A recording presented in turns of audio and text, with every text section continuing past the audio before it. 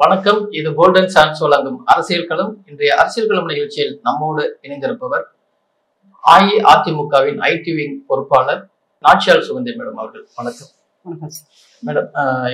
எடப்பாடி அவர்கள் தமிழகத்துல கிட்டத்தட்ட 10 மாவட்டங்கள்ல 45 சட்டமன்ற தொகுதிக்கு உட்பட்ட மக்கள்ல கிட்டத்தட்ட ஒரு 18 லட்சம் மக்களை சந்திச்சிருக்காரு. முதல் கட்ட பிரச்சார பயணம் ஒரு வெற்றி பயணமா இருக்கிறதா அதிமுக? அதுல என்ன சந்தேகம்? கண்டிப்பா இது மிகப்பெரிய ஒரு வெற்றி பயணம். ஏன் அப்படின்னு கேட்டீங்கன்னா, திமுக மக்கள்கிட்ட பலவிதமான பொய்களை கொண்டு போய் சேர்த்து கொண்டிருந்த நேரத்துல அந்த பொய்யெல்லாம் சுக்கு நூறா உடைச்சு செதற விட்ட நேரம் தான் இது அப்படின்னு சொல்லணும். ஏன் அப்படின்னு கேட்டீங்கன்னா, இந்த முதல் முறை கோயம்புத்தூருக்கு போனப்போ ஃபர்ஸ்ட் அங்க தான் இந்த ஜூலை 7ஆம் தேதி ஆரம்பிச்சார். ஆரம்பிக்கும் போது இவர்கள் எல்லாருமே என்ன பெருசா கூட்டம் கூடிற போது இல்லை பெருசா என்ன இங்க நடந்துரும் அப்படின்ற மாதிரியான ஒரு விஷயத்துலதான் இருந்தாங்க. ஆனா அங்க கோயம்புத்தூர்ல உண்மையிலுமே அது நாங்களே எதிர்பார்க்காத ஒரு கூட்டம் தான் சொல்லணும். அந்த அளவுக்கு ஒரு பிரம்மாண்டமான ஒரு கூட்டம். சரி, இவங்க என்ன நினைச்சாங்க, சரி இப்ப கூட்டம் வரும், பெருசா வேற எதையும் இவங்க ப்ரொடக்டிவா அங்க பண்ண முடியாது அப்படிங்கும் போது அப்பதான் செக்ஷன் வாரியா ஒவ்வொருத்தரையா கூட்டம் கூட்டமா சந்திக்க ஆரம்பிச்சாரு. அதுல தொழிலதிபர்கள்லாம் சந்திச்சாங்க, நெசவாளர்கள் அவங்க ஒரு தனி டீமா சந்திச்சாங்க, பத்திரிகையாளர்கள் கூட சந்திச்சு கோரிக்கைகளை கொடுத்தாங்க. அப்படிங்கும்போது சரி இதோட இந்த ஊர் போயிரும் போல இருக்கு அப்படின்னு. அப்புறம் அங்க இருந்துட்டு விழுப்புரம் வராரு. விழுப்புரம் அந்த கோயம்புத்தூர் முடிச்சுட்டு விழுப்புரம் வர்றதுக்குள்ள இவங்க என்ன பண்றாங்க, ஸ்டாலின் அவர்கள் ஒரு 11 டிபார்ட்மெண்ட்டை கூப்பிட்டு மீட்டிங் போடுறாரு. நம்ம இனிமேல் தான் வேலைகளை முடுக்கணும், சீக்கிரமா செய்யணும், என்னென்ன விஷயங்கள் நடக்குதுன்னு பாருங்கன்னு சொல்லிட்டு ஒரு 11 டிபார்ட்மெண்ட்டை கூப்பிட்டு மீட்டிங் போடுறாரு. மீட்டிங் போட்டோன்னு என்னங்க அங்க இப்ப முடிச்சுட்டு விழுப்புரம் தானே அங்க வந்தாரு, அதுக்குள்ளேயே எவ்வளவு பதற்றோம் அப்படின்னு. அந்த விழுப்புரத்திலேயே அடுத்த கட்டம் அங்க ஜெயங்கொண்டம் அந்த பக்கம் மாதிரி போறதுக்குள்ள இவங்க ஒரு டைரக்டிவ் செட் பண்றாங்க. இது சுந்தரா டிராவல்ஸ் வண்டி அப்படின்னு ஒன்று சொன்னாங்க. சுந்தரா டிராவல்ஸ் வண்டி அப்படின்னோன்னா அப்ப அவரு எங்களுடைய பொதுச் செயலாளர் அதுக்கு ஒரு யாருமே எதிர்பார்க்காத ஒரு பதில சொன்னாரு. ஆமாப்பா, எங்க அப்பா முதலமைச்சர் இல்ல, அதனால நான் இந்த மாதிரி வண்டியில தான் போகணும், உங்க அப்பா முதலமைச்சர், அதனால நீங்க எப்படி வேணாலும் போலான்னு ஒரு பதில் மக்களோட மொழியிலேயே அதை சொன்ன உடனே இவங்க ரொம்ப பயந்துட்டாங்க. இல்ல அவர் வேற மாதிரி இப்ப எல்லாம் ரியாக்ட் பண்ண ஆரம்பிக்கிறாரு அப்படின்னு. ஸோ அதை உடனே என்ன பண்ணாங்கன்னா ஓரணிகள் தமிழ்நாடு அப்படின்னு ஒரு ஸ்கீம் கொண்டு வராங்க.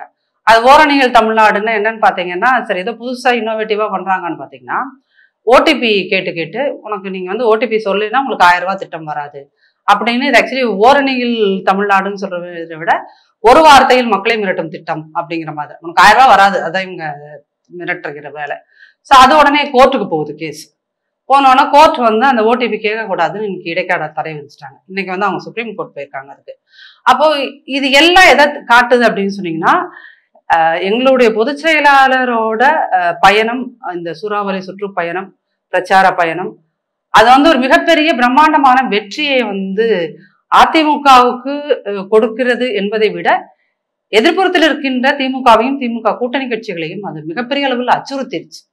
அப்படிங்கும் போது அந்த ஓரணிகள் தமிழ்நாடுங்கிற ஒரு ஸ்கீம் இங்க உங்களுக்கு விழுப்புரம் ஜெயங்கொண்டம் போறதுக்குள்ள ஓரணிகள் தமிழ்நாடு, அதுக்கப்புறம் அங்கிட்டு நெய்வேலி போறதுக்குள்ள மூடலூர் ஸ்டாலின் ஆரம்பிச்சிட்டாரு.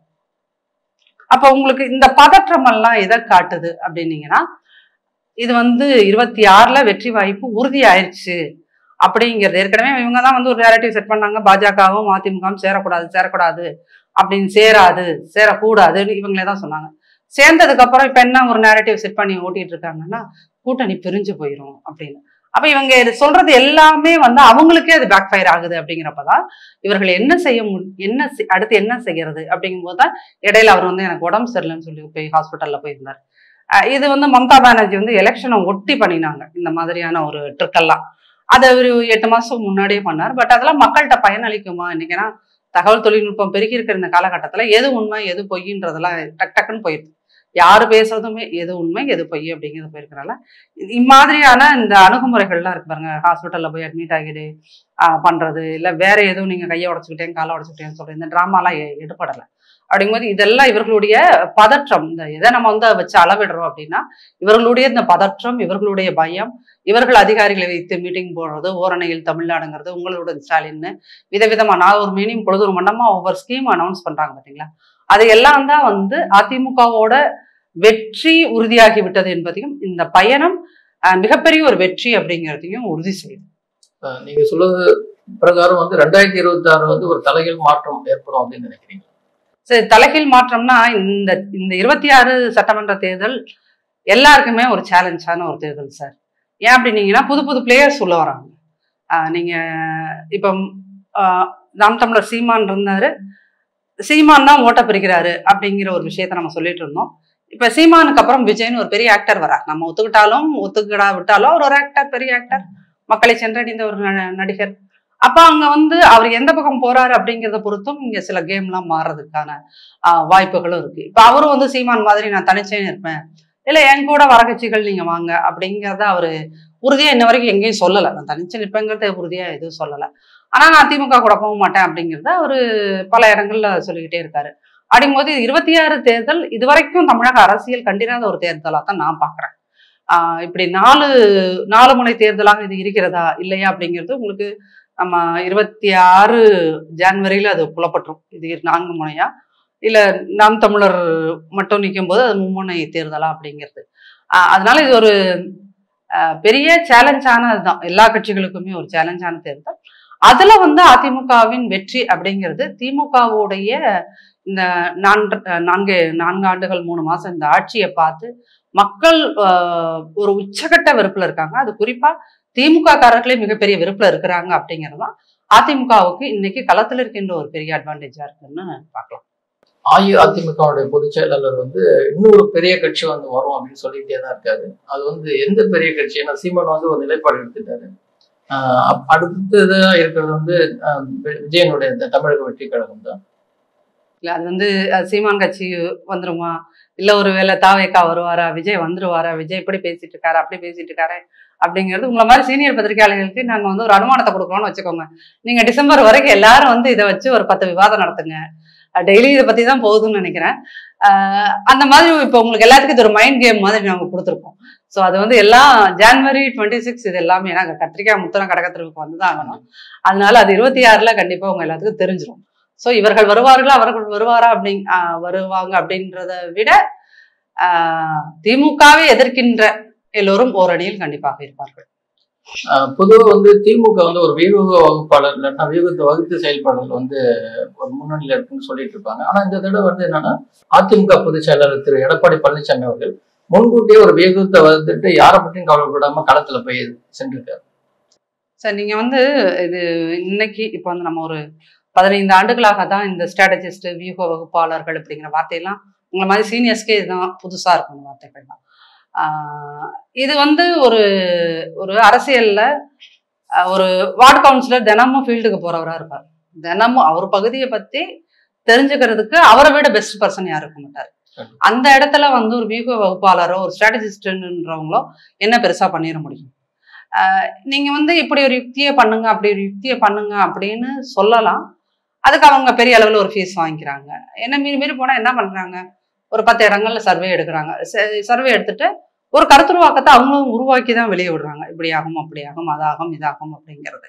பட் உங்களுக்கு வந்து இப்ப எங்க பொதுச் செயலாளர் மாதிரி கட்சிக்குள்ள இருக்கின்ற பல சீனியர்ஸ் மாதிரி டெய்லி மக்களை வந்து டைரக்டா மீட் பண்றாங்களே. இப்ப திமுகவுக்கும் அதிமுகவுக்கும் மிகப்பெரிய வித்தியாசம் அப்படின்னு ஒரே ஒரு வித்தியாசம் என்னன்னா, அதிமுகவோட அமைச்சர்களை நீங்க வந்து அமைச்சர்களாக இருந்தாலும் சரி, இது பொறுப்புல இருக்க யார் வேணாலும் நீங்களை வந்து எளிதில் அவர்களை அணுக முடியும்.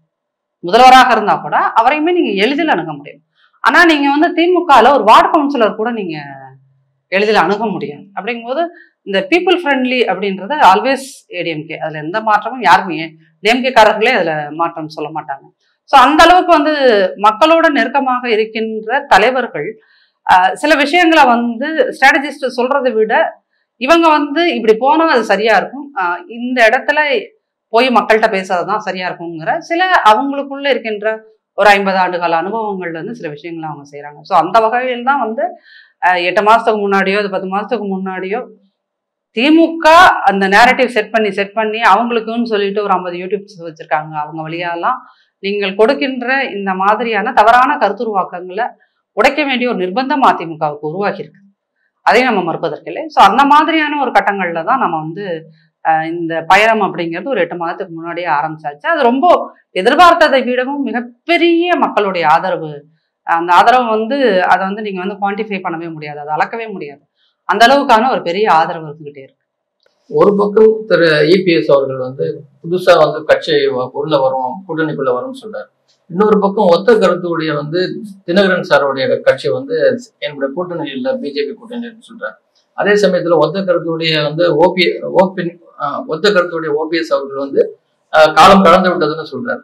இப்ப இந்த சூழ்நிலையில 2ஆம் கட்ட பிரச்சாரம் வந்து தென் மாவட்டத்துக்குள்ள போகும்போது அங்க ஆதரவு இருக்குமா? இல்ல, நீங்க வந்து அவர் டிடிவி சார் வந்து தென் மாவட்டங்கள்ல இருக்கின்ற ஓட்டுகளை பிரிக்கிறதுல அவருடைய அமமுக ஒரு பெரிய ரோல் பிளே பண்ணுது அப்படிங்கிறத 2021 எலெக்ஷன்ல கிடைச்ச டேட்டாவை வச்சு எல்லாருமே, எல்லா ஜேர்னலிஸ்டும் அதை வந்து ஆல்மோஸ்ட் துவச்சு காய போட்டாங்கன்னு சொல்லலாம். அந்த அளவுக்கு அது பேசினார்கள். சிலர் வந்து அதை வந்து சாதிய கணக்குகளை வச்சு இந்த கம்யூனிட்டி எங்க அதிகம், ஸோ அவங்களுக்கு சப்போர்ட்டிவ் அங்கே ஆள் இல்லை அப்படிங்கிற மாதிரி. அப்போ நம்ம சாதியை வைத்து ஒரு ஸ்ட்ராட்டஜியை வந்து இங்க பிளான் பண்றாங்க, ஓட் பேங்கை வந்து அதை வச்சுதான் நம்ம முடிவு பண்ண முடியும் அப்படிங்கிற மாதிரி தான் இருக்குதா தமிழ்நாடு அப்படின்னா, அப்ப அதுக்கு அல்டர்னேட்டிவ் ஸ்ட்ராட்டஜி என்ன அப்படிங்கிறதையும் அதிமுக இவ்வளவு காலத்துல 21 முடிஞ்சு இப்ப 25 வந்துட்டோம் அப்படிங்கும்போது 4 ஆண்டு காலத்தில் 5 ஆண்டு காலத்தில் யோசிச்சிருக்க மாட்டோமா? அதுவும் ஒரு கேள்வி இருக்கு இல்லையா? அப்போ இங்க ஒரு ஒரு கட்டத்துல 21ல உங்களுக்கு வந்து களம்ங்கிறது வேற மாதிரி இருந்தது. இப்ப 4 ஆண்டுகளில் தினகரன் அவர்களுடைய செயல்பாடுகள் அவர் சார்ந்த இயக்கத்துக்கு எப்படி இருந்துச்சு, அவருடைய நம்பிக்கைக்குரியவர்களாக இருந்தவர்கள் இன்னைக்கு எத்தனை பேர் கட்சியில இருக்காங்க? கட்சி கிட்டத்தட்ட கரைஞ்சிருச்சுங்கிறது உண்மை, அதுதான் உண்மை. அதை நாம சொல்றோம், அதிமுகல இருந்து நம்ம சொல்றோம் அப்படிங்கிறதுனால அது தவறாக புரிந்து கொள்ளப்படும். ஆனா உண்மை என்ன அப்படின்னு பாத்தீங்கன்னா, அன்னைக்கு அவர் கூட இருந்தவர்கள் இன்னைக்கு எத்தனை பேர் கூட இருக்கிறாங்க அப்படிங்கும்போது அதே ஓட் பேங்க் இன்னைக்கு உங்களுக்கு கிடைக்கும்ன்றது இல்லை. நீங்க எல்லாம் சொல்றது என்ன, 20 இடங்கள்ல வந்து பாருங்க, நாங்க அவர் இருந்திருந்தா உங்க கூட இருந்திருந்தா நீங்க அந்த 20 இடத்தையும் ஈஸியா ஜெயிச்சிருந்துருக்கலாம். பாருங்க, இந்த இடத்துல 5000 போச்சு, 3000 போச்சு, 2000 போச்சு. இப்ப அந்த 5000, 3000, 2000, 10,000, 20,000 ஓட்டுகள் தான் வித்தியாசம் அப்படின்னா, அப்ப அதுக்கு மக்கள் புரிஞ்சிருக்க ஒரு விஷயமா இந்த 4 வருஷத்துல என்ன அப்படின்னா, ஸ்டாலின் அவர்கள் ஒரு எமினன்டான லீடர் கிடையாது, ஒரு திறன்மிக்க ஆட்சியையும் அவர் கொடுக்கல அப்படிங்கிறத மக்கள் புரிஞ்சுக்கிட்டாங்க. அப்படிங்கும்போது அந்த போன முறை இந்த 10,000 பேர், 8,000 பேர், 3,000 பேர், 4,000 பேர் எந்தெந்த பகுதிகளில் வந்து நெகட்டிவா ஓட்டு போட்டாங்களோ, அமமுக நம்மளை வந்து நம்ம இனத்தவர் அவர், அதனால நம்ம இவருக்கு போடணும் அப்படிங்கும் போது அதனால யாருக்குமே பயன் இல்லை. இப்ப திமுக 4 வருஷம் இருந்து என்னத்தை நமக்கு கொடுத்துச்சு? கடைசியில நம்ம எல்லா கணக்கு என்ன சார் போடுறோம்? இவர்கள் ஆட்சி செய்யும் போது எங்களுக்கு என்ன பயன்? ஒரு தனி மனிதனா எனக்கு என்ன பயன்? ஒரு சரி, நீங்க சமூகமா பார்த்தாலும் சமூகமா எனக்கு என்ன பயன்? என்னுடைய பகுதிகளில் ஒரு வேலை வாய்ப்பு வந்திருக்கா, என் பையன் படிச்சுட்டு பிஇ படிச்சுட்டு வீட்டுல இருக்கான், அவனுக்கு ஏதாவது உண்டாச்சா? ஒரு டிஎன்பிசி என் வீட்டுல இருக்க ஒரு பையன் படிச்சுட்டு போனானா? இப்படின்னு நம்ம குடும்பங்கள்ல இருந்துதான் நம்ம வசதி வாய்ப்புகளை வச்சு நாம எவ்வளவு தூரம் முன்னேறி இருக்கோம். ஸோ எல்லாத்தையும் வச்சு போகும்போது டெவலப்மெண்ட் இருக்கா? என் சமூகத்துக்கு டெவலப்மெண்ட் இருக்கா, இல்ல என் குடும்பத்துக்கு இருக்கிறதா, என் பிள்ளைக்கு இருக்கிறதா? இதைத்தான் நம்ம பாக்குறோம். அப்படி பார்க்கும்போது திமுகவோட ஆட்சியில உங்களுக்கு டிஎன்பிசி எக்ஸாம் ஒன்றும் பெரிய அளவில் நடக்கல, வேற எதுவும் சவுத்துல நீங்க பெரிய இண்டஸ்ட்ரீஸ் எதையும் கொண்டு வரல, எந்த பெரிய டெவலப்மெண்ட்டுமே இல்லை. நீங்க உட்காந்துட்டு ஒரு ஹாஸ்டல் நேம வந்து இது திராவிடர் விடுதி, சமூக நீதி விடுதின்னு பேர் வைக்கிறதுனால, பெயிண்டை மாத்துறதுனால எல்லாம் ஒரு பயனும் இல்லை அப்படிங்கிறத புரிஞ்சுக்கிட்டதுனாலதான் இன்னைக்கு பாத்தீங்கன்னா கலர் சமூகத்துக்குன்னு சொல்லிட்டு தனி விடுதிகள் இருக்கு, அரசு விடுதிகள். அந்த விடுதிகள்ல வந்து சமூக நீதி விடுதின்னு போட்டதை பசங்க அழிச்சிருக்காங்க. எங்களுக்கு இப்படி அடையாளம் வேண்டாம், எங்களுடைய அடையாளத்தை நீ வை, ஏன் அதை நீ அழிக்கிறேன்றது. அப்போ என்ன மாதிரியான மைண்ட் செட்ல அது அவங்க எல்லாருமே அந்த போராட்டத்தில் ஈடுபட்டவர்கள் எல்லாமே இளம் வயது. அப்போ அந்த இளைஞர்களோட மைண்ட் செட் இன்னைக்கு என்னவா இருக்குன்றதை நம்ம புரிஞ்சுக்கல. இது எங்க வருது? இந்த போராட்டங்கிறது எந்த இடத்துல வருது? அவங்களுக்கான பெனிஃபிட் வந்து சரியா போய் சேரல அப்படிங்கிற ஒரு இடத்துலதான் வருது. அப்ப அதை வந்து அதிமுக கொடுத்து கொண்டு இருந்தது அப்படிங்கிறது இந்த நேரத்துல அதை அவங்க ரியலைஸ் பண்றதுனாலதான் எலெக்ஷன் வரதுக்கு ஒரு 8 மாசத்துக்கு முன்னாடியான இப்படி ஒரு போராட்டத்தை அவங்க கையில் எடுக்கிறாங்க. அப்படிங்கும்போது அதிமுக அப்படிங்கிறது இந்த சமூகத்துக்கான ஒரு கட்சி இல்லை, இந்த சமூகத்துக்கு தான் அது நல்லது பண்ணும் அப்படிங்கிறது.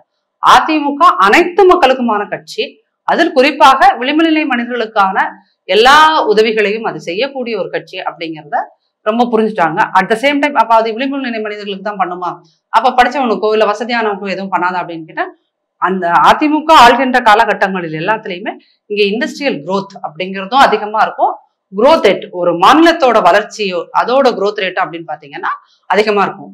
அதிமுகவோட ஆட்சி காலத்தில் இருந்த growth ரேட்டையும் வளர்ச்சி விகிதத்தையும் இன்னைக்கு திமுகல இருக்கிற வளர்ச்சி விகிதத்தையும் பாத்தீங்கன்னா அதிமுக ஆண்ட காலங்களில் எல்லாம் கொரோனா காலத்தை தவிர மற்ற எல்லா காலகட்டங்கள்லயும் அது வந்து டபுள் டிஜிட்ல வச்சிருந்துச்சு. அது வளர்ச்சி விகிதம் 10, 11, 12 அப்படி இருந்துச்சு. இப்ப இது பாத்தீங்கன்னா 5, 6 இதுல தான் இருக்கு. அப்படிங்கும்போது மக்கள் என்ன விரும்புறாங்க? உங்களுக்கு வளர்ச்சியை விரும்புகிறார்கள். அந்த வளர்ச்சியை எல்லாருக்குமான சமபங்கா ஒரு வளர்ச்சியை கொடுக்கறதுல அதிமுக தி பெஸ்ட் அப்படிங்கறத மக்கள் உணர்ந்துட்டாங்க. அதனால இது போன முறை 21ல அமமுக உங்களோட ஓட்ட பிரிச்சுச்சு, இந்த முறை எப்படி பண்ணுமா, சவுத்துல நீங்க வந்து இதா இருப்பீங்களா அப்படின்னு பாத்தீங்கன்னா, சவுத்துல நீங்க எல்லாரும் அந்த ஜேர்னலிஸ்டுங்க எல்லாம் தான் நேரட்டிவ் செட் பண்றீங்க. உங்களுக்காகவே தான் அங்க நடத்தப்பட்டது மாநாடு. மதுரையில ஒரு மாநாடு போன வருஷம் நடத்தப்பட்டது. அந்த மாநாடு ஒரு பிரம்மாண்டமான ஒரு மாநாடா தானே இருந்துச்சு. அதெல்லாம் நீங்களே எதிர்பார்த்தீங்களா இவ்வளவு பிரம்மாண்டமா அது வரும் அப்படிங்கிறது? ஸோ சவுத்து, நார்த்து, ஈஸ்ட் 4 டைரக்ஷன்லயும் இன்னைக்கு அதிமுக தான் வந்து உண்மையிலுமே கொடி கட்டி பறக்குது. அது அதிமுகவின் கொடி கோட்டையில் பறப்பதற்கு இது ஒரு உதாரணமா நீங்க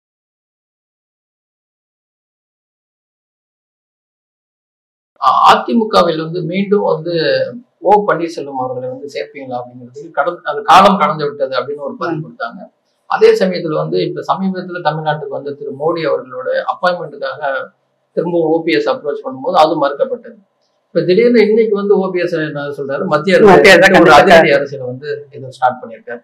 இது வந்து மத்திய அரசுக்கு மட்டுமா இல்ல இங்க தமிழ்நாட்டுக்குமே வந்து அந்த கூட்டணிக்கு எதிராக திரும்பறதுக்கு வாய்ப்பு இருக்கா? யாருமே இன்னைக்கு நம்பல அப்படிங்கிறது மட்டும்தான். அவரே தன்னை நம்புறாராங்கிறதே கேள்விக்குறியான ஒரு இடத்துக்கு அவர் வந்துட்டார். அவர் சரியான நேரங்களில் எடுத்த தவறான முடிவுகள் அது அவரை வந்து இன்னைக்கு வந்து இப்படி ஒரு மோசமான ஒரு இடத்துல வச்சிருக்குது. ஒரு சீனியர் லீடர் தமிழ்நாட்டுல ஒரு அப்பாயின்மெண்ட்டுக்காக, பிரதமரோட அப்பாயின்மெண்ட்டுக்காக இது முதல் முறை கிடையாது, இது 3வது முறைன்னு நினைக்கிறேன். அப்பாயின்மெண்ட் கேட்டு கேட்டு வெயிட் பண்ணி, இதுக்கு முன்னாடி அமித்ஷா வரும்போதும் ஒவ்வொருத்தரும் வரும்போதும் இவர் வெயிட் பண்ணி பார்த்து திரும்பி போறது, இல்லை அப்பாயின்மெண்ட்டே கிடைக்காம போறது அப்படிங்கிறது அவர் வந்து தன்னுடைய ரிலேபிலிட்டி எல்லா இடத்துலையும் இழந்துட்டார். அவர் இன்னைக்கு நம்பிக்கைக்குரிய ஒரு மனிதராக யார்கிட்டையுமே இல்லை. அவரை சுத்தி இருந்த ஒரு 3 பேர் இருந்தாங்க பாத்தீங்களா, அவர்களுக்கு இன்னைக்கு அவர் மேல நம்பிக்கை போயிடுச்சு. அப்படிங்கும்போது இங்க வந்து உங்களுக்கு அரசியலை பொறுத்தளவுக்கு பெரிய ஒரு கேபிட்டல், ஒரு பெரிய இன்வெஸ்ட்மெண்ட் அப்படின்னா அது மக்களிடையேயான நம்பிக்கை தான். அந்த நம்பிக்கையை இழந்துட்டா நம்ம அரசியல்ல இருக்கணுங்கிற அவசியமே கிடையாது. ஏன்னா யாருமே நம்மளை நம்பாத போது நம்ம எதற்கு அரசியல் செய்து கொண்டு. அதனால அவர் வந்து அவருடைய காலமும் கடந்து விட்டது, காலம் அவரை கடத்தியும் வேற பக்கத்துக்கு கொண்டு போயிடுச்சு அப்படிங்கிறத பார்க்கணும். அவருக்கான ஒரு வாய்ப்பு வந்து விஜயோட மக்கள் இயக்கத்தோட தமிழக வெற்றி கழகத்தோட சேர்றதுக்கான ஒரு வாய்ப்பு இருக்கு அப்படின்ற. சார், பாஜகவோடு அவர் ஒரு காலத்தில் உறவாடியவர் தான். பாஜகவோடு ஒரு காலத்துல நம்பிக்கைக்குரியவராக இருந்தவர் தான். இவரே என்ன சொன்னாரு, நான் வந்து பாஜகவில் RSSல் இருந்த ஒருத்தர் சொல்லிதான், குருமூர்த்தி சொல்லிதான் அப்படியெல்லாம் செய்தேன். இவர் தான் ஓப்பன் ஸ்டேட்மெண்ட் கொடுத்தாரு. சரிங்களா? அப்போ உங்களுக்கு ஒரு தலைவருடைய பண்பு அப்படிங்கிறது டெசிஷன் மேக்கிங் தான். முடிவுகளை தானாக எடுப்பவர் தான் தலைவர். மற்றவர்களுடைய எல்லாத்தோடைய அறிவுரையும் கேட்டுக்கணும், ஆனா முடிவுங்கிறது நீங்க தான் எடுக்கணும். அவர் தான் தலைவர். அப்படிங்கும்போது அந்த என்ன இடத்துல என்ன முடிவை எடுக்கணும் அப்படிங்கிறதுக்கான ஒரு தவறான முன்னுதாரணமா அவர் தான் இருக்காரு. அவர் சொன்னாரு நான் தர்ம யுத்தம் பண்ணினேன், அவர் சொன்னாரு அதனால மோடி சொன்னார் அதனால நான் கட்சியில் போய் திரும்பி சேர்ந்தேன் அப்படிங்கிறத. அப்ப அவர் சொல்லுவார் இவரு சொல்லுவார் அப்படின்னா எடுப்பார் கைப்பிள்ளை போல் இருப்பவர்களுக்கு அரசியல் இடம் கிடையாது. அது ஏன் ஒரு அவர் வந்து ஒரு ஆத்துல ஓடுற தண்ணியில தக்கைய தள்ளி விடுற மாதிரி வெயிட் இல்லாத கட்டைகளை தண்ணி தள்ளி விட்டுட்டே போகும். அந்த மாதிரி கால ஓட்டத்துல தள்ளி விட்டுட்டு போன ஒரு நபர் தான் அவரு. அவரை வந்து தாவேக்கா நம்புமா அப்படின்னா மிக நிச்சயமா நம்பாது. ஏன்னா அங்கேயும் சில ஸ்ட்ராட்டஜிஸ்ட் எல்லாம் இருக்காங்க. ஸோ இவரோட ஹிஸ்டரி ஜியாகிரபி அவங்களும் பார்த்துக்கிட்டு இருக்காங்க. அப்படிங்கும்போது இவர் வேணா அப்படி சொல்லிக்கலாம். அதற்கு அவர் சீனியர் லீடர் ஒருத்தர் அதுக்கும் பதில் சொல்லியிருக்காரு. தாவாக்காவோட அவர் போறது வந்து வேஸ்ட் அப்படிங்கிற மாதிரியும் பதில் சொல்லியிருக்காரு. அதனால வந்து இவர் எந்த பக்கம் போனாலும் அவர் வந்து அந்த ஆற்று தண்ணீர் ஒதுக்கப்பட்ட ஒரு தக்கை தான். எந்த பாதிப்பும் ஏற்படுத்தாது அப்படின்னு சொல்லி அவரால் இனிமேல் அவர் அரசியல் என்ன சார் இன்ஃப்ளூயன்ஸ் பண்ண முடியும்? அவர் யாரு வந்து அவருக்கு அரசியலுக்கு கொண்டு வந்தாங்களோ அவர்களுக்கே அவர் நம்பிக்கை இல்லாதவராக நடந்து நீங்க போய் தர்ம யுத்தம்னு ஒண்ணு நடந்தீங்கன்னா அந்த செகண்டே உங்களை பத்தின மரியாதை போயிடுச்சு. ஸோ அந்த செகண்ட்ல இருந்தே அது தேய்பிரையா போயிட்டே இருந்துச்சு. இப்போ ஒண்ணுமே இல்லாம இருக்கிறீங்க, அவ்வளவுதான், வேக்கம் தான் உள்ள, ஒண்ணுமே இல்லது. ஸோ அதை வந்து அவரும் அதை புரிஞ்சுக்கிட்டாரு. அதனால லாஸ்டா அவர் பாலை போட்டு பார்க்கலாமேன்னு சொல்லிதான் அதை ட்ரை பண்ணாதான் அந்த லாஸ்ட் டைம் பண்ணதுன்னு நினைக்கிறேன். எதிர்கட்சி தலைவர் திரு எடப்பாடி பழனிசாமி அவர்கள் வந்து மக்களை காப்போம் தமிழகத்தை மீட்போம்னு ஒரு பிரச்சாரம் ஸ்டார்ட் பண்ணியிருக்காரு. அதே சமயத்துல வந்து திமுக தலைவர் வந்து திரு ஸ்டாலின் அவர்கள் வந்து ஓரணியில் தமிழ்நாடு அப்படிங்கிற ஒரு விஷயத்த கையில் இருக்காரு. இது அவருக்கு கை கொடுக்குமா? சார் அவங்க கூட்டணி கட்சிகளே யாரும் ஓரணியில இல்லை. அதுதான் உண்மை. இன்னைக்கு அவங்க ஆக்சுவலி அவங்களுக்குள்ள பிரச்சனைகளை பத்தி மீடியா இன்னைக்கு பேசுறது இல்லை சார். எல்லா மீடியாவும் அதிமுகவில் என்ன நடக்குது, அதிமுகவில் இப்படியாம, அதிமுகவில் அப்படியாம, இதையே தான் திரும்ப திரும்ப பேசுறாங்களே. அவங்க கண் முன்னாடியே தான் அவர்களுடைய கூட்டணி கட்சிகள், திமுகவோட கூட்டணி கட்சிகள் அடிச்சுட்டு இருக்கு. ஆனா அது எந்த பத்திரிகையாளரும் அதை எடுத்து பேசுறதுக்கு பயப்படுறாங்க. அதுதான் உண்மை. இதை பேசிட்டா நம்மள அங்க சபரீசன் கூப்பிட்டு திட்டுவாரோ, பயமுறுத்துவாங்களோ, அதை பண்ணிடுவாங்களோ, பொய் கேஸ் போட்டு உள்ள வச்சிருவாங்களோ அப்படின்னு எல்லாம் பயப்படுறதுனால தான் அந்த டாபிக்கவே எடுக்க மாட்டேன்றாங்க. இப்போ திருமாவளவன் அவர் ஒவ்வொரு நாளும் ஒவ்வொரு கருத்து சொல்லிட்டு இருக்காரு. நாங்கள் கூட்டணியோடு இருக்கிறோம் பாரு. அப்புறம் ஒரு நாள் திமுக எங்களை கொடி கூட ஏற்ற விடலாம் பாரு. அவர் பிரச்சனையும் சொல்லிட்டு இருக்காரு. அவர் தோழ சண்முகம் அவர் ஒரு பிரச்சனையும் சொல்லிட்டு இருக்காரு. இன்னும் இந்த இஸ்லாமிய கட்சிகள் மட்டும்தான் வெளியே பேசல. காங்கிரஸ் அவங்களுக்கு டபுள் டிஜிட்ல போன முறை மாதிரி. ஏன்னா அவங்க 100 120 சீட்டு வாங்கிட்டு இருந்தவங்க இன்னைக்கு வெறும் 25 சீட்டு வரைக்கும் வந்துட்டாங்க. அப்படிங்கும்போது அந்த 25 இந்த தடவை கிடைக்கலன்னா அவங்களும் பிரச்சனை பண்ணுவாங்க. அப்போ இன்னைக்கு அவர்களுக்குள்ள அந்த சீட் ஷேரிங் அப்படிங்கிறது ஒரு மிகப்பெரிய பிரச்சனையா வந்திருக்கு. எல்லாருமே நான் அவங்க விசிக்கு நான் 50 சீட்டு வரைக்கும் கேட்பேன்றாங்க. இவர்கள் இடதுசாரிகள் நாங்களும் அதிகமா கேட்போன்றாங்க. அப்போ ஒவ்வொருத்தரும் ஒவ்வொரு விஷயங்களை சொல்லிட்டு இருக்கும்போது அவர்களுடைய கூட்டணியே இன்னைக்கு ஒரு அணியில் இல்லை. அந்த 14 பேருமே ஒரு கூட்டணியில ஒழுங்கா ஒரு வரிசையில இல்லாத போது ஓரணியில் தமிழ்நாடு அப்படிங்கிறதெல்லாம் சும்மா அந்த வார்த்தை ஜாலங்கள். திமுகவுக்கோட ஸ்பெஷாலிட்டியே இந்த வார்த்தை ஜாலங்கள் தான். அதை வச்சு நீங்க ஓரணியில் அப்படின்னு சொல்லலாம். பட் அந்த ஓரணி சக்சஸ் ஆயிடுச்சுன்னா நீங்க போய் சுப்ரீம் கோர்ட் வரைக்கும் உட்காந்துருக்கீங்க. அந்த ஓரணியில நாங்க 7 நாளையில 50 லட்சம் பேர்த்த சேர்த்தோம். 75 வருஷம் சேர்க்க முடியாதவங்க 7 நாளையில 50 லட்சம் பேர்த்த போய் சேர்க்கிறோம் அப்படிங்கும்போது அது எல்லாமே ஒரு ஃபேக்கான விஷயம் தான். அப்படின்றதுனாலதான் உங்களை கோர்ட்ல போய் நிற்கிறீங்க. சுப்ரீம் கோர்ட்ல போய் இது வரைக்கும் இதெல்லாம் இந்தியாவில நடக்காத ஒரு கேவலம். நான் உறுப்பினர் சேர்க்கைக்காக நான் சுப்ரீம் கோர்ட்ல போய் நிக்கிறேன் அப்படிங்கிறது எவ்வளவு இது. ஒரு காலத்துல இதே திமுகவில் எல்லோரும் விருப்பப்பட்டு போய் சேர்ந்தாங்க. இன்னைக்கு நீங்க ஆள் வச்சு கடத்துறீங்க. இந்த மணிவண்ணன் ஒரு காமெடியில ஆள் வச்சு கடத்த வர மணிவண்ணன் கார்த்திக்கும் ஆள் வச்சு கடத்துறோம். அந்த மாதிரி தான் இன்னைக்கு திமுக கிட்டத்தட்ட அதை தான் பண்ணுது. என்னன்னா ஆள் வச்சு கடத்துறதுக்கு பதிலாக அவங்க வாசலுக்கே போயிட்டு உனக்கு 1000 ரூபாய் ஸ்கீம் கிடைக்காது, 1000 ரூபாய் மகளிர் உதவித்தொகை கிடைக்காதுன்னு சொல்லி பயமுறுத்துறது அப்படிங்கிறது என்ன? இஷ்டம் இருக்கிறவங்க சேருவான், இல்லாதவங்க போகும், சேர மாட்டாங்க. அப்ப நீங்க பயமுறுத்துறதன் மூலமா இன்னமும் உங்க மேல இருக்கிற அச்சம் தான் அதிகமாகும் இல்லையா? அந்த ஒரு ஃபெயிலியர் மென்டாலிட்டியில தான் இவங்க பயமுறுத்தவே ஆரம்பிக்கிறாங்க. அந்த பயமுறுத்தி அது கோர்ட் வரைக்கும் போய் அவங்க அடங்கல அப்படின்னா இது என்ன அந்த ஓரணியில் தமிழ்நாடு ஒருத்தருக்குள்ள உங்களை நம்பல அப்படிங்கறத தான் காமிக்குது. ஆனா திரு ஸ்டாலின் என்ன சொல்றாருன்னா 2026 எங்களை மீண்டும் அதே நிலையத்திற்கு தயாராயிட்டாங்க அப்படின்னு சொல்றாரு. உண்மையிலுமே அவரை பார்த்தா பரிதாபமாவும் இருக்குது ஒரு வகையில. ஏன்னா அவருக்கு நிறைய விஷயங்கள் உண்மையை கொண்டு போய் சேர்க்க மாட்டேன்றாங்க. அது உளவுத்துறையா இருந்தாலும் சரி, அவரோடு இருக்கிறவர்களா இருந்தாலும் சரி, உண்மையிலுமே சிச்சுவேஷன் தமிழ்நாட்டுல இப்படிதான் சார் இருக்குது. உங்களுக்கு எதிரான திமுகவுக்கு எதிரான ஒரு பெரிய வெறுப்பு மனநிலைமை இன்னைக்கு பெண்கள்கிட்ட இருக்கு. பெண்களுக்கான பாதுகாப்பு இல்லை, பெண் குழந்தைகளுக்கான பாதுகாப்பு இங்க இல்லை. அப்படிங்கிறதுனால அது குறிப்பா வீடு வீடுக்கு டோர் டெலிவரி தான் சார் இன்னும் இவங்க கிட்டத்தட்ட பண்ணல கஞ்சா. நீங்க ஒரு கிராமத்துல இன்னைக்கு சும்மா நீங்க போய் பாத்தீங்கன்னா கிராமத்துக்கு ஒரு 10 குடிநோயாளிகளையும் யங்ஸ்டர்ஸ் 14 வயசு பையன், 15 வயசு பையன், பொண்ணுங்க, கேர்ள்ஸ் கூட சாப்பிட ஆரம்பிச்சிட்டாங்க. அப்போ இந்த இளம் கஞ்சா போதைக்கு அடிமையான நபர்களையும் இந்த எபோ 40 அப்படின்னா அவங்க எல்லாமே கள்ளச்சாராயத்துக்கும் சாராயத்துக்கு அடிமையான ஒரு ஒட்டுமொத்த மனித வளத்தையும் குறுக்கி போட்டு ஒரு நோயாளி ஆக்கி வச்சிருக்கதான் ஸ்டாலின் கவர்மெண்டோடது. ஏன்னா டேட்டா என்ன சொல்லுதுன்னா கிட்டத்தட்ட 1,18,00,000 பேர் உங்களுக்கு குடி நோயாளிகள், குடிக்க அடிமை கூட கிடையாது, குடி நோயாளிகள். இவங்க என்ன சொன்னாங்க, அட்லீஸ்ட் அவங்க 500 கடையாவது குறைப்போனாங்க. நீங்க கடையும் குறைக்கல. ஆனா கள்ளச்சாராய சாவு நடந்ததுக்கு அப்புறமும் அது எல்லாத்துக்குமே உங்களுக்கு ஈஸியா இன்னைக்கும் அது கிடைக்குது. அதோட அவைலபிலிட்டிங்கிறது கண்ணாப்பினான்னு எல்லா இடங்கள்லையும் கிடைக்குது. அப்படிங்கும்போது எல்லா இடத்துலையும் எந்த விஷயம் நடந்தாலும் டைரக்டா பாதிக்கப்படுறது யாருன்னா அந்த குடும்பத்துல இருக்கிற பெண்கள் தான். அப்போ ஒவ்வொரு பெண்களுமே குடி நோயாளிகள்கிட்ட மாட்டிக்கிட்டு, இல்ல பையன் கஞ்சா அடிக்ஷனுக்கு மாட்டியிருப்பான் அவன்கிட்ட, இப்படி 2 பக்கம் போராடுகின்ற பெண்களோட எண்ணிக்கை ஸ்டாலினோட ஆட்சியில அது அதிகரிச்சிருக்குது. அது நம்ம ஃபீல்டுக்கு போகாம இருக்கின்ற பத்திரிகையாளர்கள் அதை கொண்டு போய் அவர்கிட்ட சேர்க்கறது கிடையாது. உண்மை அதுதான். இன்னைக்கு பெண்கள் ஸ்டாலினோட ஆட்சியில் நிம்மதியாக இல்லை. அந்த விஷயத்த அவர்கிட்ட யாரும் போய் சொல்றது இல்லை. 2வது சட்டம் ஒழுங்குன்றது தினம் ஒரு ஆணவ கொலை நடக்குது, தினம் ஒரு போலீஸ் கஸ்டோடியல் டெத்து நடக்குது. அப்படிங்கிறது இது எல்லாமே அவருக்கு கொண்டு போய் சேர்க்கிறாங்களான்னு தெரியல. அவருடைய ஒருவேளை வயோதிகத்தின் காரணமா கொஞ்சம் ஒரு மெமரி பவர் இல்லாமல் கூட இருக்கலாம். எது எல்லா விஷயங்களையும் ஞாபகத்தில் வச்சுக்கக்கூடிய விஷயம் இல்லாமல் இருக்கலாம். அதுக்கு அவரை நம்ம குற்றம் சொல்ல முடியாது. அவர் வயோதிகம் ஒரு காரணம்.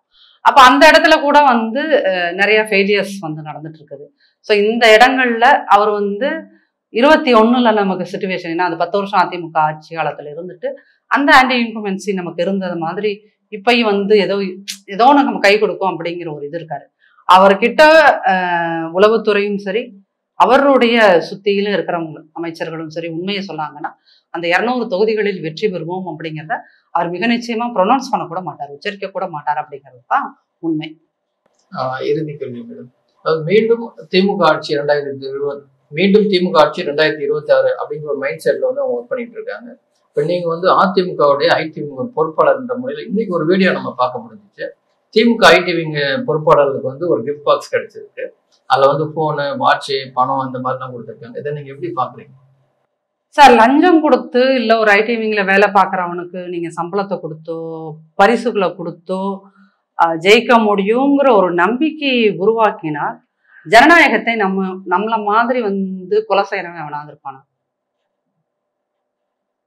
நான் வந்து இது ஒரு அதிமுகல இருக்கின்ற நபராக மட்டும் இல்லை, இந்த ஜனநாயகத்தின் மீது நம்பிக்கை உடைய இந்த மக்கள் ஜனநாயகம்ங்கிறது தான் எல்லா மக்களையும் காப்பாற்றக்கூடிய ஒரு தத்துவம் அப்படிங்கிற நம்புற ஒரு ஆளா சொல்றேன்.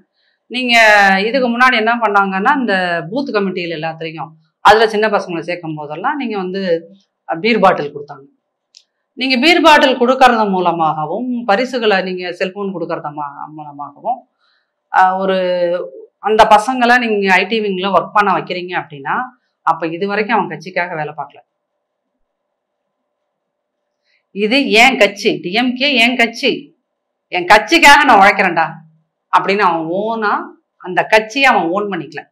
நீங்க கொடுக்குற அந்த ஒரு 20,000 செல்போனு, ஒரு 20,000 டேபு, இந்த மாதிரி அற்ப பரிசு பொருட்களுக்கு தான் ஒருத்தன் வேலை பார்க்கறான். அவனைத்தான் நீங்கள் தொண்டர் என்று சொல்கிறீர்கள் என்றால் உங்கள் கட்சி அழிந்து கொண்டிருக்கிறதா இல்லையா? அழிஞ்சிட்டு இருக்கா இல்லையா? இப்ப எங்களுக்கு வந்து அதிமுக ஐடிவிங்ல வந்து மீட்டிங் போட்டாங்கன்னா மத்தியானம் சாப்பாடு கொடுப்பாங்க சார், அவ்வளவுதான். நாங்கள் மீட்டிங் எந்த இடத்துல நடக்குதுனாலும் எங்க சொந்த பைசா போட்டு தான் மீட்டிங் அட்டன் பண்ணிட்டு வரோம். அது ஏன் அப்படின்னீங்கன்னா நாங்கள் கிட்டத்தட்ட 84,000 பேர் இருக்கோம் பொறுப்புகள்ல மட்டும். மாநில பொறுப்பு, மண்டல பொறுப்பு, மாவட்ட பொறுப்பு, ஒன்றிய பொறுப்புகள் இருப்பவர்கள் 84,000 பேர். இந்த 84,000 பேரும் இது ஏன் கட்சி, அதிமுக என்னுடைய கட்சி, என்னுடைய இயக்கத்துக்காக நான் வேலை பார்க்குறேன்னு அது எல்லாருமே அவன் ஓன் பண்ணியிருக்கான். இது என் கட்சி, நான் வேலை பார்க்கலன்னா எவனா வேலை பார்ப்பான் அப்படி. இப்போ நாங்கள் ட்விட்டு போடுறதோ கூட வந்து எங்களுடைய நாங்கள் ஏதோ வேற ஒரு வேலைகளையும் பார்த்துக்கிட்டு தான் இருக்கோம். வருமானத்துக்கான வேற ஒரு வேலையை பார்க்குறோம்.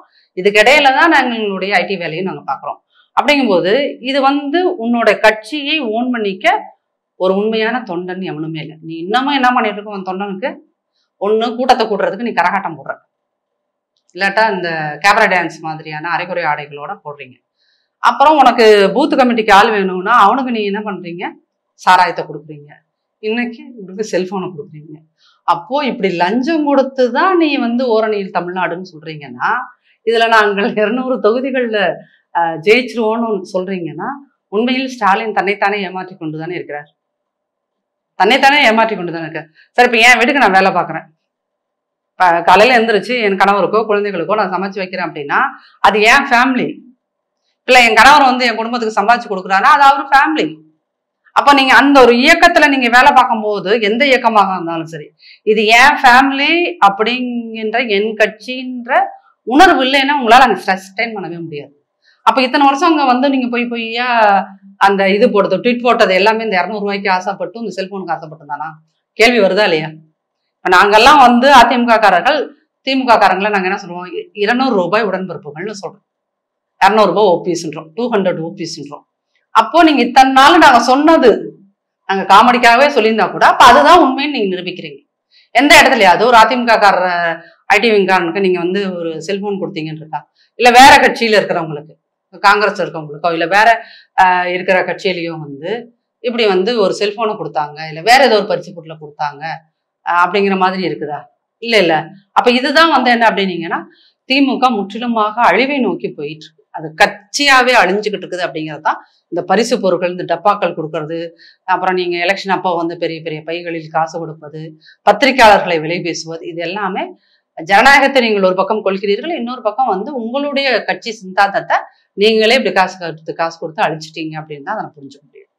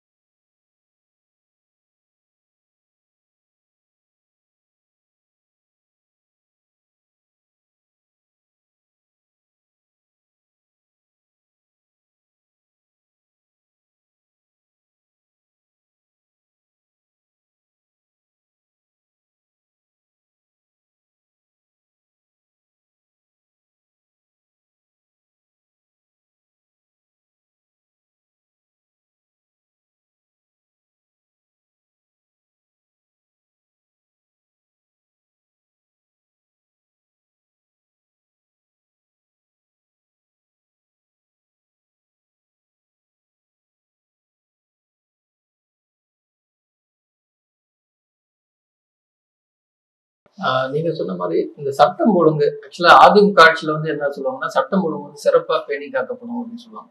இப்ப குறிப்பா சில மாதங்களா வந்து தினசரி வந்து இந்த கொலை இல்ல கொள்ளை நடந்துகிட்டே இருக்கு. இப்ப ஒரு 2 நாட்களுக்கு முன்னாடி இப்ப தென் மாவட்டத்தில் நடந்த ஒரு கொலை வந்து சாதிய ஆணவ கொலையா இருக்கு. அதுக்கு இதுவரைக்கும் எந்த ஒரு மினிஸ்டர்ஸ் இல்ல அரசு சார்பு எந்த ஒரு விளக்கமோ இல்லாத அடக்கிறதுக்கான அடுத்த கட்ட நடவடிக்கை இல்லையா இருக்கு.